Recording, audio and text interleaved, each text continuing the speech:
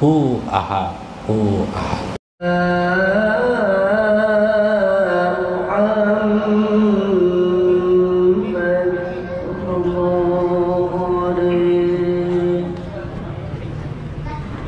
Ya Sayyida Muhammad,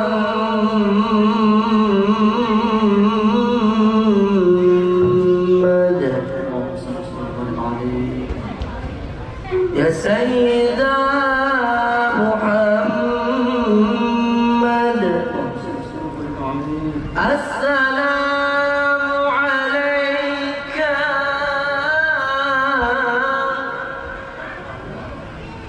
Assalamu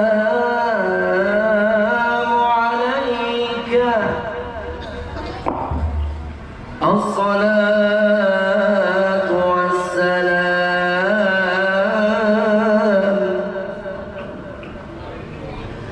As-salatu was-salam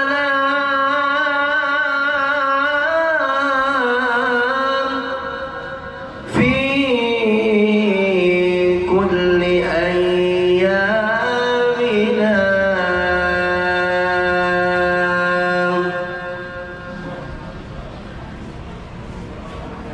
Ya Sayyida Muhammad, Assalamu alayka, As-salatu was-salam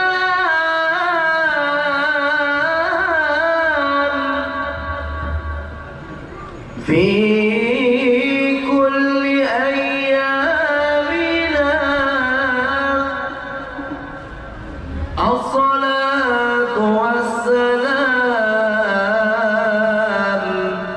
fi kulli ayyamina.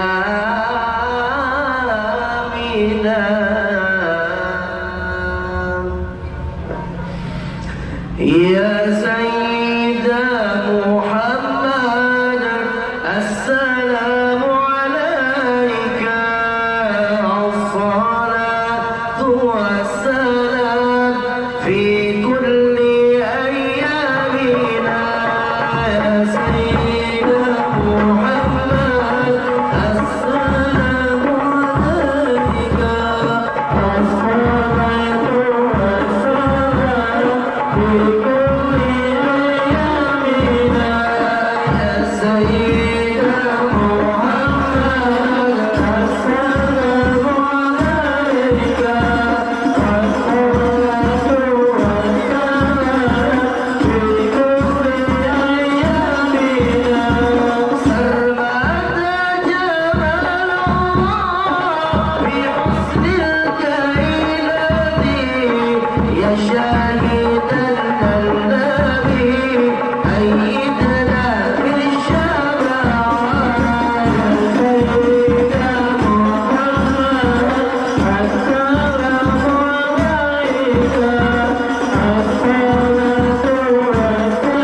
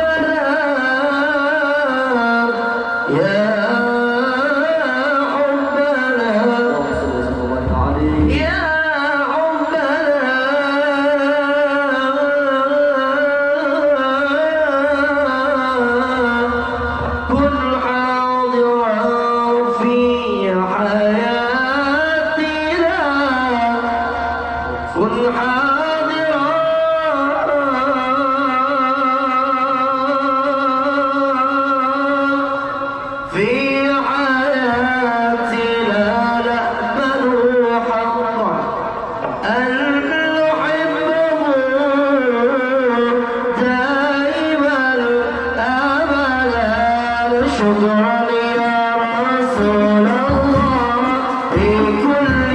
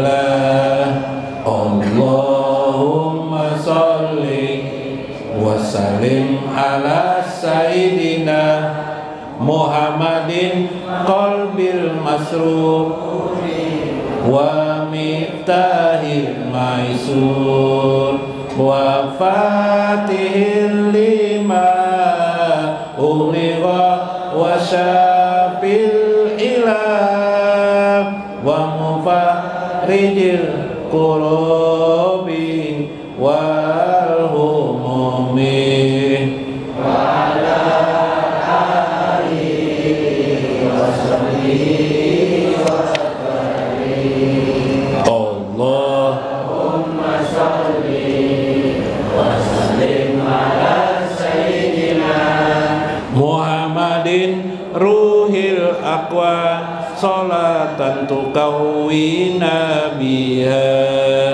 linufusina wa jawarihina wa qulubina wa ruhina wa ta'izuna biha minal asrari wal aswa'i wa darai wal balai wa hamajati sayatin ala alihi wa sahbihi bi adadi khalqillah. Alhamdulillah ala sayyidina wa nabiyina Muhammad wa ala alihi wa sahbihi ajmain. Fa inna insyaallah Aba asuli kitabi Syekh Abdul Qadir Jailani Sirrul Asrar wa Itihapul Akabir Manaqib Syekh Abdul Qadir Al-Jailani wa nafa'ana bihi wa ulumihi fid darain amin ya rabbal alamin. Mudah-mudahan Allah mengangkat segala penyakit yang kita derita, yang kita rasakan dalam hidup ini, penyakit-penyakit zahir maupun penyakit-penyakit batin.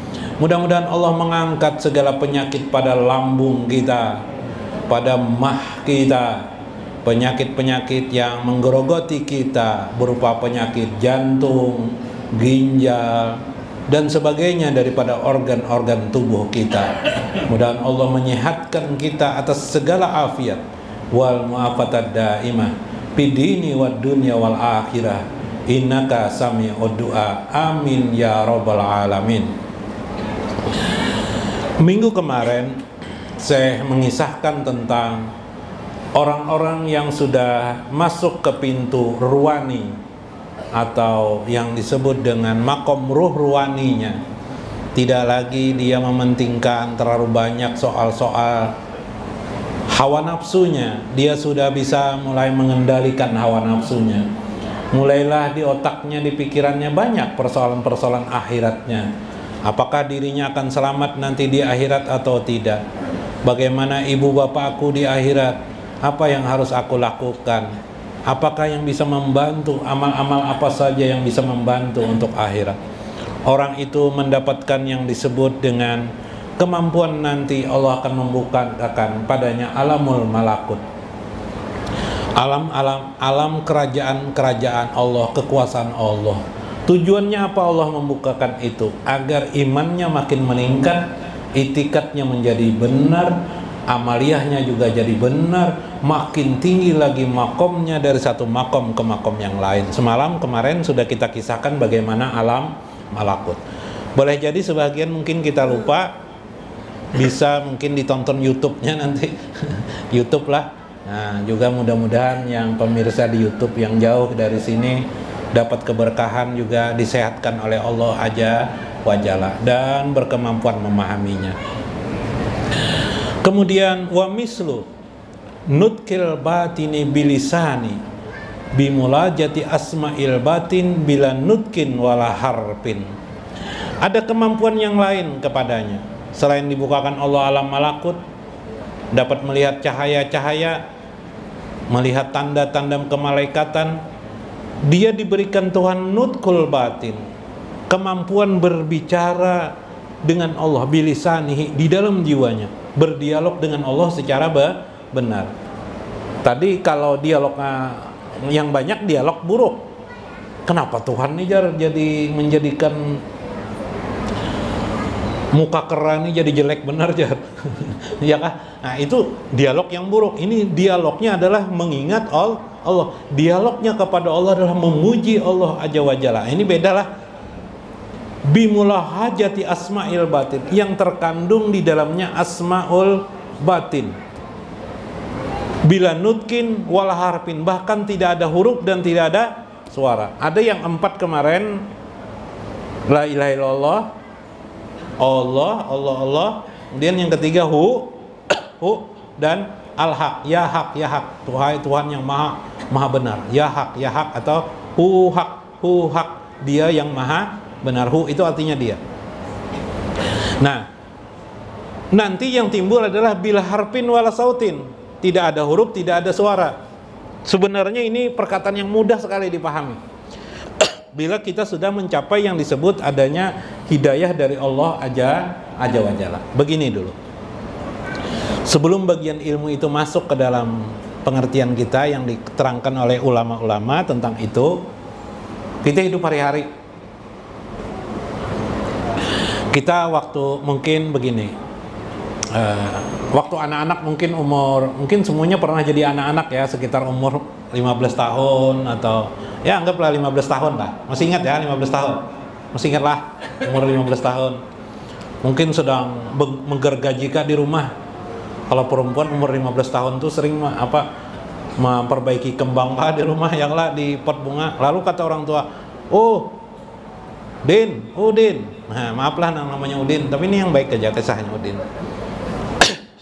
Makan Din, jar mama kita gitu kan. Makan Din. Tapi kita asik memotong kayu, kata itu memotong apakah menggergaji karena ada PR dari sekolahannya lah. Atau kalau perempuan ada PR mengajarkan keterampilan membuantok bunga kah? Bu, masih ingat ke Bu umur 15 tahun? Masih ingat aja umur 15 tahun tuh. Enggak apa-apa. Jar orang tua kita makan tuh, cepetin makan. Di kepala kita ada yang timbul biasanya di kepala apa?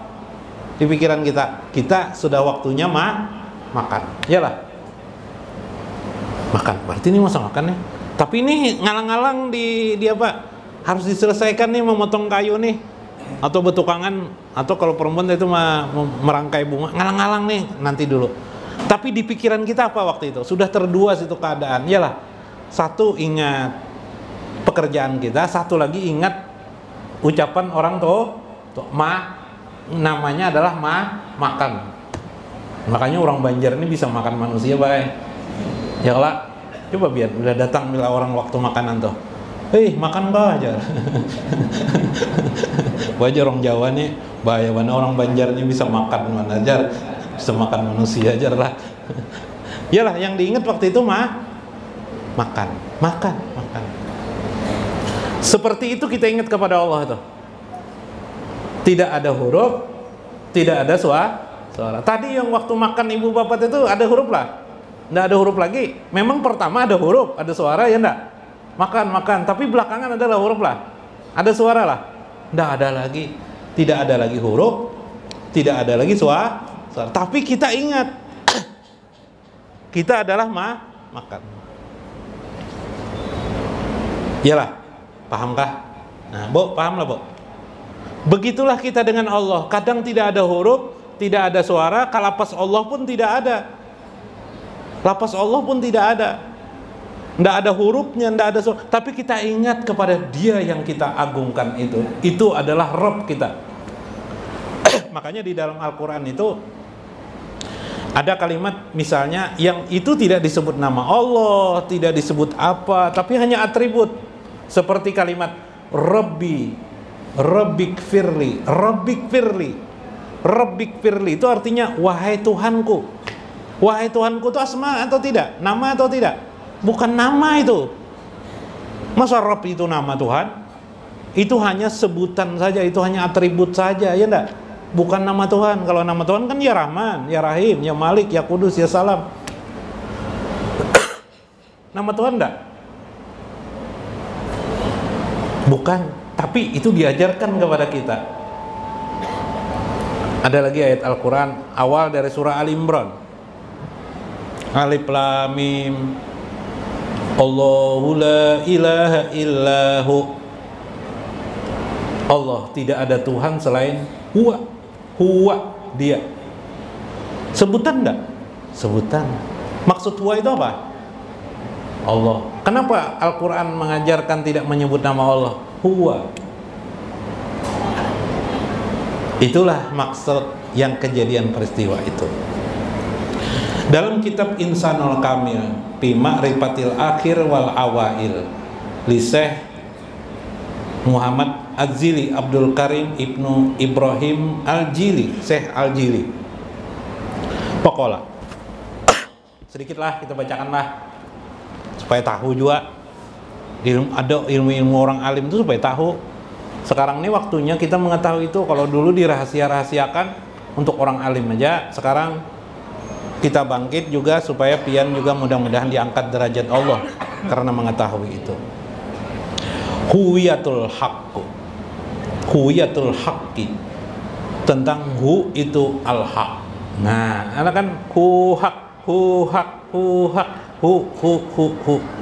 La ilaha illallah, Allah Allah. La ilaha illallah yang dituju apa? Allah. Hu yang dituju adalah Allah. Allah itu siapa? Hu itu siapa? Ya al-haq. Al-haq itu siapa? Ya hu. Yang dituju itu juga yang tadi juga. Yang dituju adalah dia. Dia yang Maha Tinggi. Ghaibuhu allazi la yumkanu zuhuruhu. Dia maha gaib. Allah itu maha gaib. Tidak mungkin memberikan sesuatu hal untuk menjadi sesuatu yang nampak karena dia adalah maha gaib. Namun dia disebut maha tampak, johir, dikarenakan namanya yang nampak bagi orang-orang yang bisa memahaminya, bahwa menjadi dia itu tampak bagi orang itu. Bagi kita kebanyakan adalah gaib. Walakinna bi'tibari jumlatil asma'i wa sifat, tetapi melewati atribut adanya sifat dan nama-nama Allah, maka Allah itu menjadi johir bagi kita. Iyalah, siapa Tuhan itu? Ar-Rahman, Ar-Rahim, Maha Pengasih lagi Maha Penyayang. Sifatnya kudrat, maha kuasa. Dia ada, kidam, dia sedia, dia bako keka. Oh, mengertilah kita itu Tuhan. Nah, itu namanya atribut atau sebutan untuk sifat dan nama-nama Allah. Itulah satu-satunya cara kita mengenal Tuhan itu. Paka'annaha isyaratun ilal batinil wahidiyah. Maka seolah-olah isyarat itu pada pengertian batin yang maha tunggal itu saja. Itulah yang berarti kita mengenal Allah.